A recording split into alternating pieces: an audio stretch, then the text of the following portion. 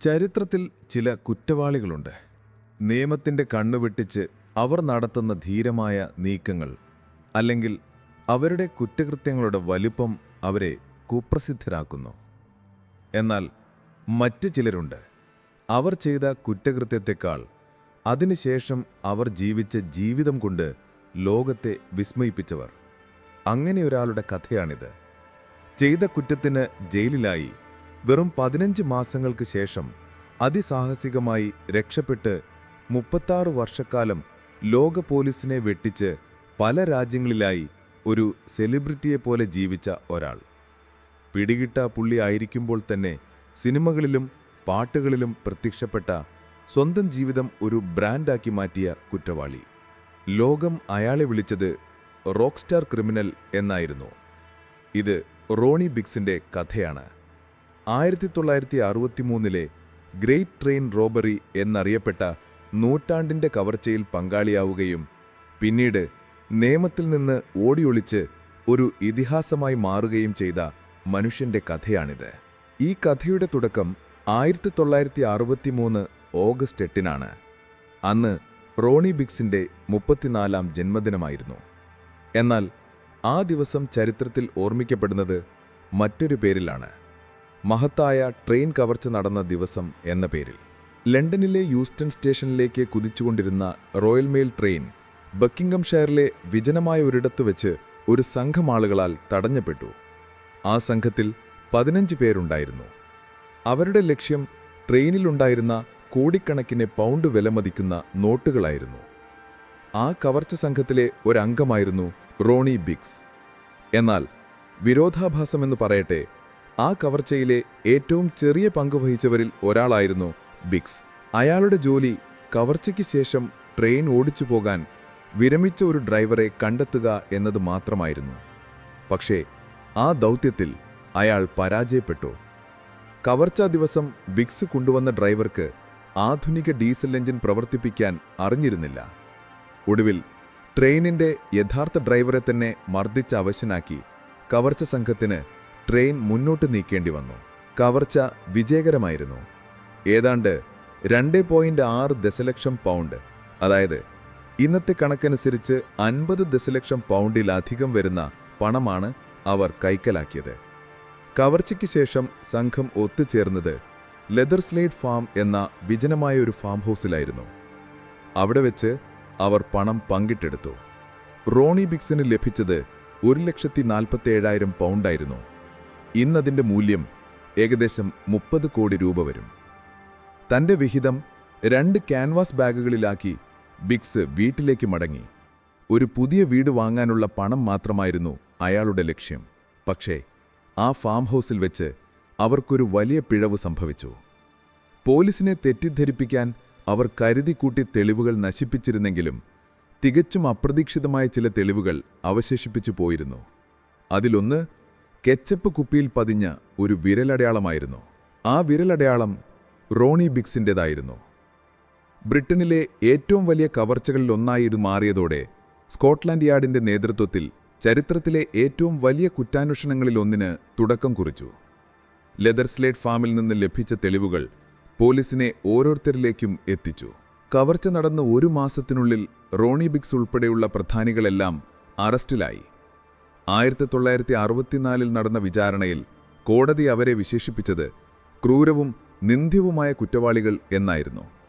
റോണി ബിഗ്സിന് 30 വർഷത്തെ കഠിന തടവാണ് കോടതി വിധിച്ചത്.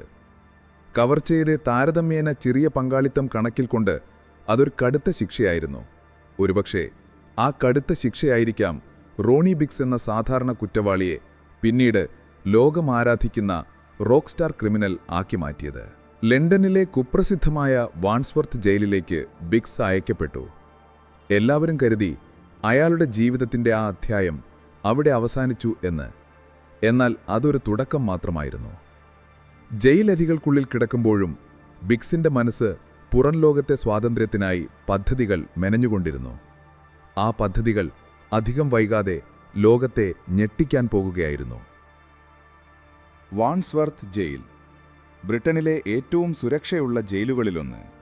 30 വർഷത്തെ തടവ് അനുഭവിക്കാൻ വിധിക്കപ്പെട്ട ബിഗ്സിനു മുന്നിൽ അപ്പോൾ ഒരേയൊരു ലക്ഷ്യമേ ഉണ്ടായിരുന്നുള്ളൂ: രക്ഷപ്പെടുക. പുറത്ത് അയാളുടെ സുഹൃത്തായ പോൾ സീബോൺ അതിനുള്ള തയ്യാറെടുപ്പുകൾ നടത്തുന്നുണ്ടായിരുന്നു. സീബോൺ നേരത്തെ ഇതേ ജയിലിലുണ്ടായിരുന്ന ആളാണ്. ജയിലിൻ്റെ ഓരോ മുക്കും മൂലയും അയാൾക്കറിയാം. രക്ഷപ്പെടാൻ തിരഞ്ഞെടുത്ത ദിവസം 1965 ജൂലൈ 8. സമയം ഉച്ചകഴിഞ്ഞ് 3:05. ജയിലിലെ വ്യായാമ സമയമായിരുന്നു അത്. അന്തരീക്ഷം ശാന്തം. തടവുകാർ മുറ്റത്ത് നടക്കുന്നു. പെട്ടെന്നാണ് ആ അപ്രതീക്ഷിത സംഭവം നടന്നത്. ജയിലിൻ്റെ 30 അടി ഉയരമുള്ള മതിലിന് പുറത്ത് ഒരു ഫർണിച്ചർ വാൻ വന്നു നിന്നു.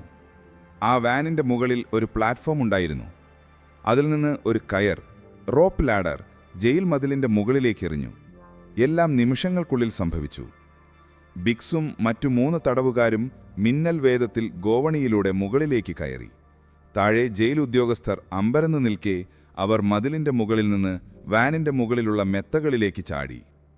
ബിക്സ് താഴെ വീണത് കണങ്കാരിലാണ്. വലിയ വേദന തോന്നി. പക്ഷേ നിൽക്കാൻ സമയമില്ലായിരുന്നു. വാൻ പാഞ്ഞുപോയി. കുറച്ചു ദൂരം പിന്നിട്ടപ്പോൾ അവർ മറ്റൊരു കാറിലേക്ക് മാറി. ജയിൽ വസ്ത്രങ്ങൾ മാറ്റി സാധാരണ വേഷം ധരിച്ചു. ബ്രിട്ടീഷ് പോലീസിനെ നോക്കുകുത്തിയാക്കി പട്ടാപ്പകൽ നടന്ന ആ രക്ഷപ്പെടൽ രാജ്യത്തെ ഞെട്ടിച്ചു. 15 മാസത്തെ തടവ് മാത്രമേ ബിക്സിന് അനുഭവിക്കേണ്ടി വന്നുള്ളൂ. സ്വാതന്ത്ര്യം കിട്ടിയെങ്കിലും അതൊരു വലിയ വെല്ലുവിളിയായിരുന്നു. ബിക്സിന്റെ മുഖം അപ്പോഴേക്കും എല്ലാവർക്കും സുപരിചിതമായി കഴിഞ്ഞിരുന്നു. എവിടെ തിരിഞ്ഞാലും തന്റെ ചിത്രം പത്രങ്ങളിൽ കാണാം. ബ്രിട്ടനിൽ തുടരുന്നത് അപകടമാണ്. രാജ്യം വിടുക എന്നതായിരുന്നു ഏക പോംവഴി. ആദ്യം അയാൾ എത്തിയത് ബ്രസൽസിലേക്കാണ്. ഒരു ബോട്ട് മാർഗം. അവിടെ നിന്ന് പാരീസിലേക്ക്. പാരീസിൽ വെച്ച് ബിക്സ് ഒരു നിർണായക തീരുമാനമെടുത്തു: പ്ലാസ്റ്റിക് സർജറി.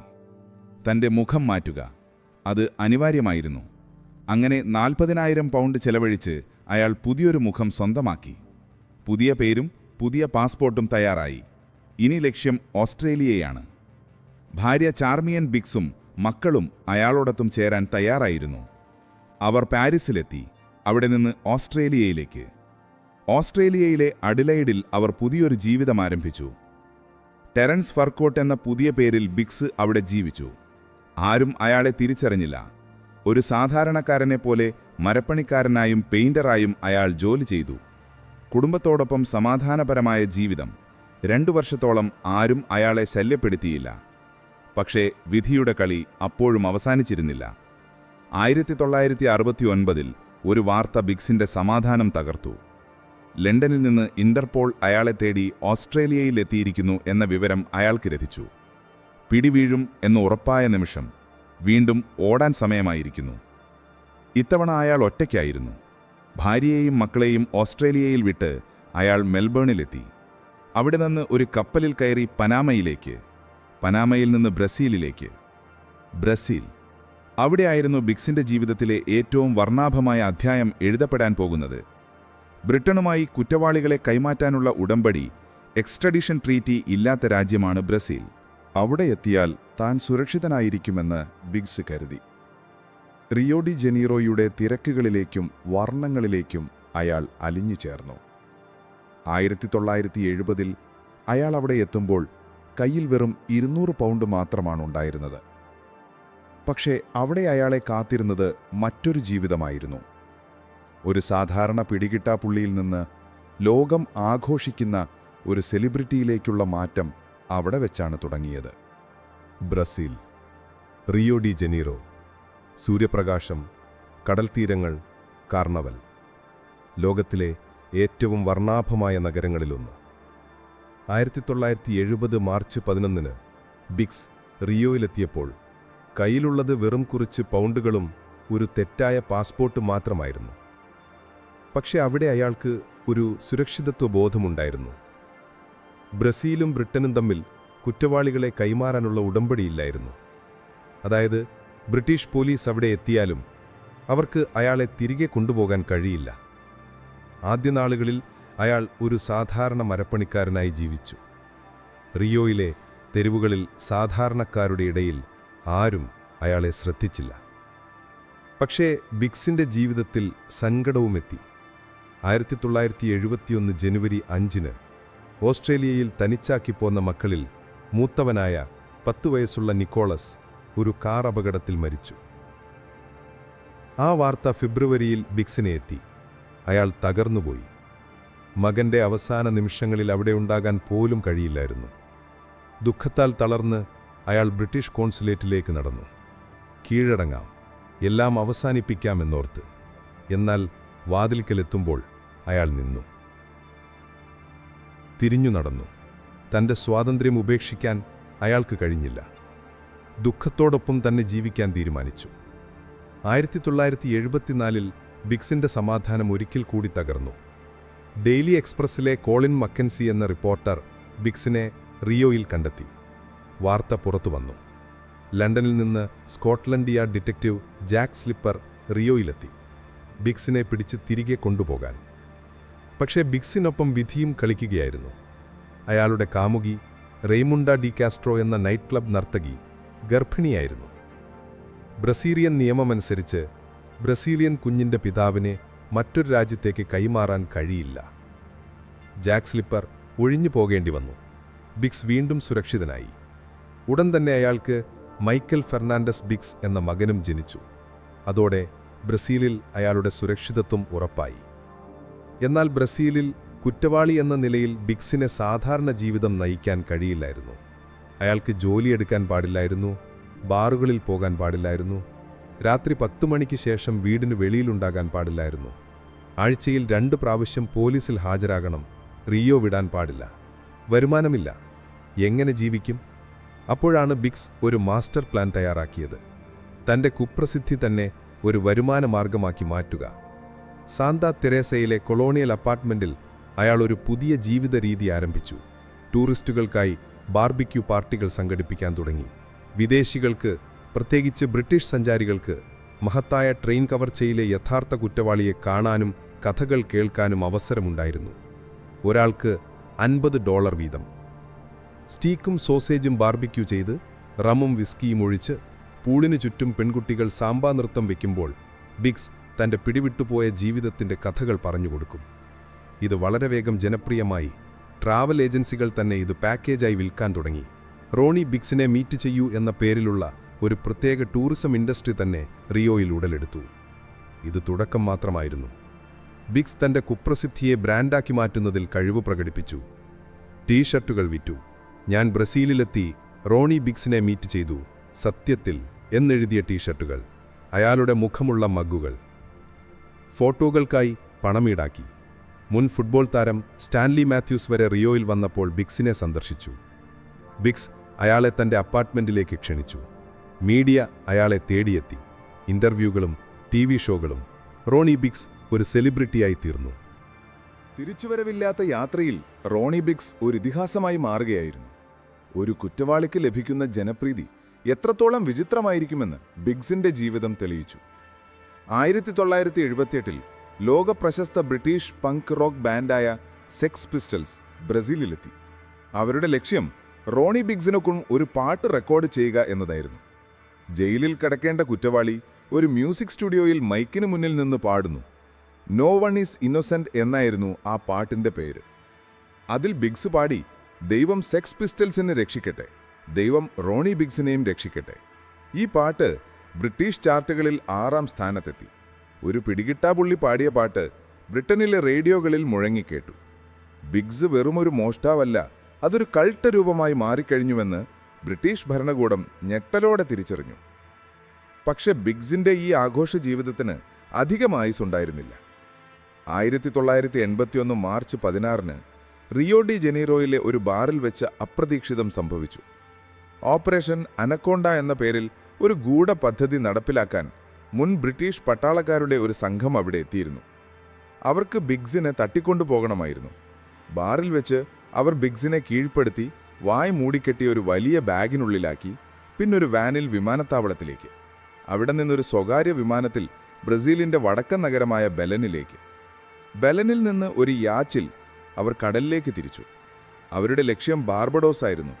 ബ്രിട്ടനുമായി കുറ്റവാളികളെ കൈമാറാനുള്ള ഉടമ്പടിയുള്ള രാജ്യമാണ് ബാർബഡോസ്. അവിടെ എത്തിച്ചാൽ ബിക്സിനെ നിയമപരമായി ബ്രിട്ടനിലേക്ക് കൊണ്ടുപോകാം. കടലിൽ വച്ച് യാച്ചിന് തകരാർ സംഭവിച്ചു. ദിവസങ്ങളോളം അവർ കടലിൽ കുടുങ്ങി. ഒടുവിൽ ബാർബഡോസ് കോസ്റ്റ് ഗാർഡ് അവരെ രക്ഷപ്പെടുത്തി കരക്കെത്തിച്ചു. വാർത്ത കാട്ടുതീ പോലെ പടർന്നു. റോണി ബിഗ്സ് പിടിയിലായി. ബ്രിട്ടീഷ് പോലീസ് ആഹ്ലാദിച്ചു. വർഷങ്ങളായി തങ്ങളെ വെട്ടിച്ചു നടന്നവനെ ഒടുവിൽ കിട്ടിയിരിക്കുന്നു. പക്ഷേ ബിഗ്സ് എന്ന ഹൗഡിനിക്ക്, മാന്ത്രികന് വീണ്ടും വിധി ഒരു അത്ഭുതം കാത്തുവച്ചിരുന്നു. ബാർബഡോസിലെ കോടതിയിൽ വിചാരണ നടന്നു. ബിഗ്സിനെ തട്ടിക്കൊണ്ടുവന്നത് നിയമവിരുദ്ധമാണെന്ന് ബിഗ്സിന്റെ അഭിഭാഷകൻ വാദിച്ചു. എന്നാൽ അതിലും വലിയൊരു നിയമപ്രശ്നം അവിടെ ഉയർന്നുവന്നു. ബ്രിട്ടനും ബാർബഡോസും തമ്മിലുള്ള ഉടമ്പടി ബാർബഡോസ് പാർലമെന്റ് ഔദ്യോഗികമായി അംഗീകരിച്ചിട്ടില്ലെന്നും കോടതി കണ്ടെത്തി. അതായത് സാങ്കേതികമായി ആ ഉടമ്പടിക്ക് സാധുതയില്ല. കോടതിക്ക് വേറെ വഴിയില്ലായിരുന്നു. ബിഗ്സിനെ വെറുതെ വിടാൻ ഉത്തരവിട്ടു. കോടതിക്ക് പുറത്ത് തടിച്ചുവന്ന ജനക്കൂട്ടം ആഹ്ലാദാരവങ്ങളോടെയാണ് ബിഗ്സിനെ സ്വീകരിച്ചത്. വീണ്ടും സ്വതന്ത്രനായ ബിഗ്സ് ഒരു സ്വകാര്യ വിമാനത്തിൽ രാജകീയമായി റിയോയിലേക്ക് മടങ്ങി. വിമാനത്തിൽ നിന്ന് ഇറങ്ങിയ അയാൾ റിയോയിലെ മണ്ണിൽ മുത്തമിട്ടു. ഇനി എന്നെ പിടിക്കാൻ ആർക്കും കഴിയില്ല എന്ന് അയാൾ ഉറക്കെ പ്രഖ്യാപിച്ചു. തട്ടിക്കൊണ്ടുപോകാൻ വന്നവർ വെറും കൈയോടെ മടങ്ങി. ഈ സംഭവത്തോടെ ബിഗ്സിന്റെ പ്രശസ്തി 10 മടങ്ങ് വർദ്ധിച്ചു. അയാൾ വെറുമൊരു മോഷ്ടാവല്ല, പിടിക്കാൻ കഴിയാത്ത ഒരു ഇതിഹാസമാണെന്ന് ലോകം വിശ്വസിക്കാൻ തുടങ്ങി. റിയോയിലെ അയാളുടെ അപ്പാർട്ട്മെന്റിലേക്ക് സന്ദർശകരുടെ പ്രവാഹമായി. എന്നാൽ 1990കളുടെ അവസാനത്തോടെ കാര്യങ്ങൾ മാറിമറിഞ്ഞു. പ്രായം ബിഗ്സിനെ ബാധിച്ചു തുടങ്ങി. ആഘോഷങ്ങളും പാർട്ടികളും നിലച്ചു. 1998-ൽ അയാൾക്ക് ആദ്യത്തെ സ്ട്രോക്ക് വന്നു. സംസാരശേഷിക്ക് തകരാർ സംഭവിച്ചു. ശരീരത്തിന്റെ ഒരു വശം തളർന്നു. ആരെയും കൂസാതെ ജീവിച്ച റോക്ക് സ്റ്റാർ ക്രിമിനൽ പരസഹായമില്ലാതെ ജീവിക്കാൻ കഴിയാത്ത അവസ്ഥയിലായി. കയ്യിലുണ്ടായിരുന്ന പണമെല്ലാം ചികിത്സയ്ക്കായി തീർന്നു. ഒറ്റപ്പെടലിന്റെയും രോഗത്തിന്റെയും പിടിയിലായപ്പോൾ അയാളുടെ മനസ്സിൽ ഒരേ ഒരു ആഗ്രഹം മാത്രം ബാക്കിയായി: സ്വന്തം നാട്ടിലേക്ക്, ഇംഗ്ലണ്ടിലേക്ക് മടങ്ങണം. ജയിലിലായാലും വേണ്ടില്ല, മരിക്കുന്നതിന് മുൻപ് ഒരു വട്ടം കൂടി ഇംഗ്ലണ്ടിലെ പബ്ബിൽ പോയി ഒരു ബിയർ കുടിക്കണം. 2001 മെയ് മാസത്തിൽ ലോകത്തെ വീണ്ടും ഞെട്ടിച്ചുകൊണ്ട് റോണി ബിഗ്സ് ഒരു ഇമെയിൽ സ്കോട്ട്ലൻഡ് യാർഡിന് അയച്ചു. ഞാൻ വരുന്നു. 36 വർഷത്തെ ഒഴിച്ചോട്ടം അവസാനിപ്പിക്കാൻ അയാൾ തീരുമാനിച്ചു. ബിഗ്സിന്റെ തിരിച്ചുപോക്ക് ഒരു സാധാരണ കീഴടങ്ങലായിരുന്നില്ല. അതൊരു വൻ ആഘോഷമായിരുന്നു. സ്വന്തം നാട്ടിലെ പോലീസിന് കീഴടങ്ങാൻ അയാൾക്കൊരു വിമാന ടിക്കറ്റിന്റെ പോലും ആവശ്യമില്ലായിരുന്നു. ബ്രിട്ടീഷ് ടാബ്ലോയിഡ് പത്രമായ ദ സൺ ആ ദൗത്യം ഏറ്റെടുത്തു. അവരൊരു സ്വകാര്യ ജെറ്റ് വിമാനം തന്നെ ബിഗ്സിനായി റിയോയിലേക്ക് അയച്ചു. ഒപ്പം ഈ എക്സ്ക്ലൂസീവ് സ്റ്റോറിക്ക് പ്രതിഫലമായി ബിഗ്സിന്റെ മകൻ മൈക്കിളിന് ഏകദേശം 20,000 പൗണ്ടും, അതായത് ഇന്നത്തെ മൂല്യം ഏകദേശം 20 ലക്ഷം രൂപയും വാഗ്ദാനം ചെയ്തു. തിരികെ പോകുമ്പോൾ വിമാനത്തിൽ ബിഗ്സ് ഒരു സൺ ടീഷർട്ട് ധരിച്ചിരുന്നു. വിമാനത്തിനുള്ളിൽ കറിയും ബിയറും എല്ലാം തയ്യാറാക്കിയിരുന്നു. ഒരു കുറ്റവാളിയെ പിടിക്കാൻ പോലീസിന് കഴിയാതിരുന്നിടത്ത് പത്രമാധ്യമങ്ങൾ പണം വാരിയെറിഞ്ഞ് വിജയിച്ചു. 2001 മെയ് 7 രാവിലെ നോർത്ത് ഹോൾട്ട് എയർബേസിൽ ആ സ്വകാര്യ വിമാനം ലാൻഡ് ചെയ്തു. വിമാനത്തിൽ നിന്ന് വീൽചെയറിലിറങ്ങിയ ബിഗ്സിനെ കാത്ത് സ്കോട്ട്ലൻഡ് യാർഡ് ഉദ്യോഗസ്ഥർ അവിടെ നിന്നിരുന്നു. ഡിറ്റക്റ്റീവ് സൂപ്രണ്ട് ജോൺ കോൾസ് ബിഗ്സിന്റെ അരികിലെത്തി പറഞ്ഞു: ഞാൻ നിങ്ങളെ ഔദ്യോഗികമായി അറസ്റ്റ് ചെയ്യുകയാണ്. 36 വർഷത്തെ ഒളിച്ചോട്ടത്തിന് അവിടെ തിരശീല വീണു. ബിഗ്സിനെ നേരെ കൊണ്ടുപോയത് കോടതിയിലേക്കാണ്. സംസാരിക്കാൻ കഴിയാത്തതിനാൽ കോടതിയിൽ പേര് ചോദിച്ചപ്പോൾ അയാൾ വെറുമൊന്ന് മൂളുക മാത്രം ചെയ്തു. കോടതി അയാളെ നേരെ ബെൽമാഷ് ജയിലിലേക്ക് അയച്ചു. ബ്രിട്ടനിലെ ഏറ്റവും സുരക്ഷയുള്ള ജയിലുകളിലൊന്നാണത്. ജയിൽ ജീവിതം ബിഗ്സിന് നരകതുല്യമായിരുന്നു. പ്രായവും രോഗങ്ങളും അയാളെ തളർത്തി. ജയിലിൽ വെച്ച് വീണ്ടും സ്ട്രോക്കുകൾ വന്നു. സംസാരിക്കാനും നടക്കാനും കഴിയാത്ത അവസ്ഥ. ഭക്ഷണം കഴിക്കാൻ പോലും വയറ്റിൽ ട്യൂബ് ഇടേണ്ടി വന്നു, പെഗ് ഫീഡിംഗ്. എന്നിട്ടും ബ്രിട്ടീഷ് സർക്കാർ അയാളോട് കരുണ കാണിച്ചില്ല. പലതവണ ദയാഹർജി നൽകിയെങ്കിലും അതെല്ലാം തള്ളിക്കളഞ്ഞു. ചെയ്ത കുറ്റത്തിൽ അയാൾക്കൊരു പശ്ചാത്താപവുമില്ല എന്നതായിരുന്നു സർക്കാർ വാദം. വർഷങ്ങൾ കടന്നുപോയി. 2009-ൽ ബിഗ്സിന്റെ ആരോഗ്യനില അതീവ ഗുരുതരമായി. ന്യൂമോണിയ ബാധിച്ച് നോർവിച്ച് ആശുപത്രിയിൽ പ്രവേശിപ്പിച്ചു. ഇനി അധികകാലം ജീവിക്കില്ലെന്ന് ഡോക്ടർമാർ വിധിയെഴുതി. ഒടുവിൽ 2009 ഓഗസ്റ്റ് 6-ന് 80-ാം ജന്മദിനത്തിന് 2 ദിവസം മാത്രം ബാക്കി നിൽക്കെ ബ്രിട്ടീഷ് സർക്കാർ ആ തീരുമാനമെടുത്തു. കാരുണ്യത്തിന്റെ അടിസ്ഥാനത്തിൽ റോണി ബിഗ്സിനെ സ്വതന്ത്രനാക്കുക. സ്വതന്ത്രനായെങ്കിലും അയാൾക്ക് പോകാനിടമുണ്ടായിരുന്നില്ല. ആശുപത്രിയിൽ നിന്ന് നേരെ ഒരു നഴ്സിംഗ് ഹോമിലേക്കാണ് അയാളെ മാറ്റിയത്. സംസാരിക്കാൻ കഴിയില്ല, എഴുന്നേൽക്കാൻ കഴിയില്ല. എന്നാൽ അയാളുടെ കണ്ണുകളിൽ അപ്പോഴും ആ പഴയ കുസൃതി ഒളിഞ്ഞിരിപ്പുണ്ടായിരുന്നു. പുറത്തിറങ്ങിയ ശേഷം അയാൾ ഒരു സ്പെല്ലിംഗ് ബോർഡ് ഉപയോഗിച്ച മാധ്യമങ്ങളോട് പറഞ്ഞു: എനിക്ക് കുറച്ചുകൂടി ജീവിക്കാനുണ്ട്. ക്രിസ്മസ് വരെ ഞാൻ പിടിച്ചു നിൽക്കും, നോക്കിക്കോ. മരണം അടുത്തു നിൽക്കുമ്പോഴും തോൽക്കാൻ അയാൾ തയ്യാറായിരുന്നില്ല. നഴ്സിംഗ് ഹോമിലെ ജനാലയിലൂടെ പുറം ലോകത്തെ നോക്കിക്കിടക്കുമ്പോൾ റോണി ബിക്സ് എന്തു ചിന്തിച്ചിട്ടുണ്ടാകാം? താൻ ഓടി നടന്ന രാജ്യങ്ങൾ, താൻ അനുഭവിച്ച സ്വാതന്ത്ര്യം, അതോ താൻ കാരണം ജീവിതം തകർന്നുപോയ ആ ട്രെയിൻ ഡ്രൈവറുടെ മുഖം? ജീവിതത്തിന്റെ അവസാന നാളുകളിൽ ബിക്സ് ശാന്തനായിരുന്നു. സംസാരിക്കാൻ കഴിയില്ലെങ്കിലും ഒരു സ്പെല്ലിംഗ് ബോർഡിലെ അക്ഷരങ്ങളിൽ വിരലോടിച്ച് അയാൾ ലോകത്തോട് സംവദിച്ചു. തനിക്ക് പശ്ചാത്താപമുണ്ടോ എന്ന ചോദ്യത്തിന് അയാൾ നൽകിയ മറുപടി ഇതായിരുന്നു: എന്റെ ജീവിതം പാഴായിപ്പോയി എന്നു ഞാൻ കരുതുന്നില്ല, പക്ഷേ ആ ഡ്രൈവറുടെ കുടുംബത്തോടെനിക്ക് ഖേദമുണ്ട്. അതേസമയം തന്നെ പിടികൂടാൻ ശ്രമിച്ച പോലീസുകാരെ ഓർത്ത് അയാൾ ഉള്ളാലെ ചിരിച്ചിട്ടുണ്ടാകാം. തന്നെ കാണാൻ വന്ന മകൻ മൈക്കിളിന്റെ കൈ പിടിച്ച് ബ്രസീലിലെ പഴയ ഓർമ്മകളിലേക്ക് അയാൾ മടങ്ങിപ്പോയി. 2013 ഡിസംബർ 18 പുലർച്ചെ സമയം 84-ാം വയസ്സിൽ ലണ്ടനിലെ ഒരു കെയർ ഹോമിൽ വെച്ച് റോണി ബിക്സ് എന്ന ഇതിഹാസം വിടവാങ്ങി. ലോകം മുഴുവൻ ആ വാർത്തയറിഞ്ഞു. ഗ്രേറ്റ് ട്രെയിൻ റോബർ അന്തരിച്ചു. എന്നാൽ മരണശേഷവും അയാൾ ലോകത്തെ വിസ്മയിപ്പിക്കാൻ ബാക്കിവച്ചിരുന്നു. അയാളുടെ ശവസംസ്കാരം ഒരു സാധാരണ ചടങ്ങായിരുന്നില്ല, അതൊരാഘോഷമായിരുന്നു. ലണ്ടനിലെ തെരുവുകളിലൂടെ നീങ്ങിയ ശവമഞ്ചത്തിനകമ്പടി സേവിച്ചത് കറുത്ത ലെതർ ജാക്കറ്റുമിട്ട 13 ഹെൽസ് ഏഞ്ചൽസ് ബൈക്കർമാരായിരുന്നു. അവരുടെ ബൈക്കുകളുടെ ഇരമ്പം ആ തെരുവുകളെ വിറപ്പിച്ചു. ശവമഞ്ചത്തിന് പിന്നിലെ കാറിൽ ഒരു പൂക്കളാൽ തീർത്ത വലിയൊരു രൂപമുണ്ടായിരുന്നു. നടുവിരൽ ഉയർത്തിക്കാണിക്കുന്ന വി സൈൻ. മരിക്കുന്നതിനു മുമ്പ് മാധ്യമങ്ങളെ നോക്കി അയാൾ അവസാനമായി കാണിച്ച അതേ ആംഗ്യം. അധികാരത്തോടും നിയമത്തോടുമുള്ള അയാളുടെ വെല്ലുവിളിയുടെ അടയാളമായിരുന്നു അത്. ശവമഞ്ചം മൂടിയിരുന്നത് ബ്രിട്ടീഷ് പതാകയും ബ്രസീലിയൻ പതാകയും കൊണ്ടായിരുന്നു. 2 രാജ്യങ്ങൾ, 2 ജീവിതങ്ങൾ. ക്രിമട്ടോറിയത്തിൽ വെച്ച് അവസാനമായി കേൾപ്പിച്ചത് ഫ്രാങ്ക് സിനാട്രയുടെ പ്രശസ്തമായ മൈ വേ എന്ന പാട്ടായിരുന്നു. ഞാൻ എൻ്റെ വഴിയെ ജീവിച്ചു, I did it my way.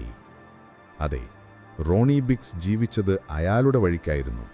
നിയമം വരച്ച വരകളിലൂടെയല്ല, സ്വന്തമായി വെട്ടിത്തുറന്ന വഴികളിലൂടെ. ആരാണ് റോണി ബിക്സ്? ഒരു കൊടുംകുറ്റവാളിയോ? അതോ സ്വാതന്ത്ര്യത്തിനു വേണ്ടി ദാഹിച്ച ഒരു വിമതനോ? ട്രെയിൻ ഡ്രൈവർ ജാക്ക് മിൽസിന്റെ കുടുംബത്തിനയാളൊരു വില്ലനാണ്, അവരുടെ ജീവിതം തകർത്ത ക്രൂരൻ. എന്നാൽ അധികാരത്തെ വെല്ലുവിളിക്കാൻ ആഗ്രഹിക്കുന്ന സാധാരണക്കാർക്ക് അയാളൊരു ഹീറോ ആയിരുന്നു. പിടികൂടാൻ കഴിയാത്തവൻ, തോൽപ്പിക്കാൻ കഴിയാത്തവൻ. റോണി ബിക്സിന്റെ കഥ ഇവിടെ അവസാനിക്കുന്നു. പക്ഷേ ചരിത്രത്തിലെ താളുകളിൽ ആ പേരെക്കാലവും മായാതെ കിടക്കും. ഒരു ട്രെയിൻ കവർച്ചയിലൂടെ തുടങ്ങി ലോകം മുഴുവൻ ഓടി നടന്ന് ഒടുവിൽ സ്വന്തം നിബന്ധനകൾക്ക് വഴങ്ങി മാത്രം കീഴടങ്ങിയ മനുഷ്യൻ Ronnie Biggs, the rock star criminal. നന്ദി.